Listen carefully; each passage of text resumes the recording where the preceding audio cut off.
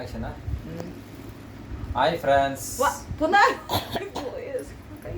ನೋಡ್ಕೊಳ್ಳಿ ಕ್ಯಾರೆಟ್ ತುರಿಯೋದು ಯಾರು ಗೊತ್ತಿಲ್ಲ. ಕ್ಯಾರೆಟ್ ತುರಿತೀರ ನೀವೆಲ್ಲ, ನಾನು ತುರಿಯೋದು ನೋಡಿ ಈ ರೀತಿ ಹಿಡ್ಕೊಳ್ಳಿ. ಉದ್ದುದ್ದಕ್ಕೆ ಭಾಳ ಚೆನ್ನಾಗಿ ಬರುತ್ತೆ.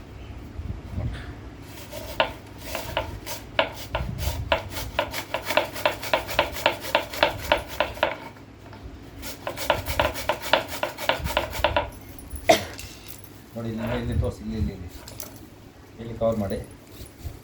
ಚಿರುಮುರಿ ಮಾಡಿದಾಗ ಭಾಳ ಚೆನ್ನಾಗಿರುತ್ತೆ. ಈ ಮನೇಲಿ ಹೆಣ್ಮಕ್ಳು ಇದನ್ನು ತುರಿಯೋದಕ್ಕೆ ಭಾಳ ಕಷ್ಟಪಡ್ತಾರೆ ನೋಡಿ.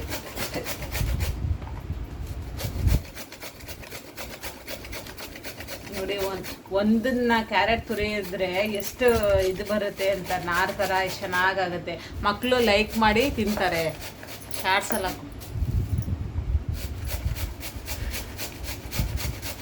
ಚೆನ್ನಾಗಿ ಲೈಕ್ ಮಾಡಿ ತಿಂತಾರೆ. ಹಾಕುವ ಅಷ್ಟೇ. ತೋರಿಸ್ತಾರಾ ಎಕ್ರಿ ನೋಡ್ರಿ. ಅಯ್ಯೋ ಒಂದನ್ನ ಇದು ಮಾಡಿ ಹಾಕೋದು. ಹಾಯ್ ಫ್ರೆಂಡ್ಸ್, ನೋಡಿ ಚಿರುಮುರಿಗೆ ಕ್ಯಾರೆಟ್ ನೋಡಿ ಯಾವ ರೀತಿ ಸಣ್ಣಗೆ ಬಂದಿದೆ.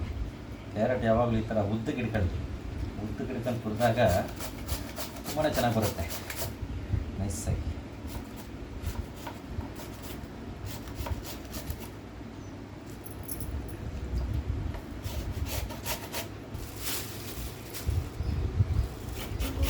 ಅಂಗಡಿಯಿಂದ ಇವಾಗ ಅಂಗಡಿಗೆ ಹೋಗಿದ್ವಿ ಫ್ರೆಂಡ್.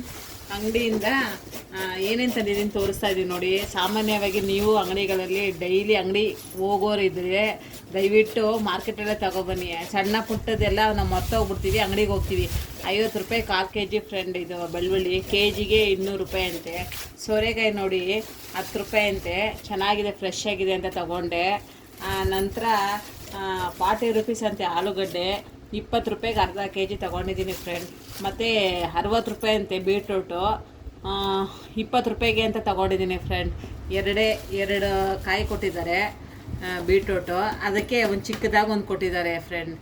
ಯಾರ್ಯಾರು ಸಣ್ಣ ಪುಟ್ಟ ಅಂಗಡಿಗಳಿಗೆ ಹೋಗಿ ತಗೋತೀರೋ ಅವರು ದಯವಿಟ್ಟು ಕಮೆಂಟ್ ಬಾಕ್ಸಲ್ಲಿ ಕಮೆಂಟ್ ಮಾಡಿ ತಿಳಿಸಿ. Thank you.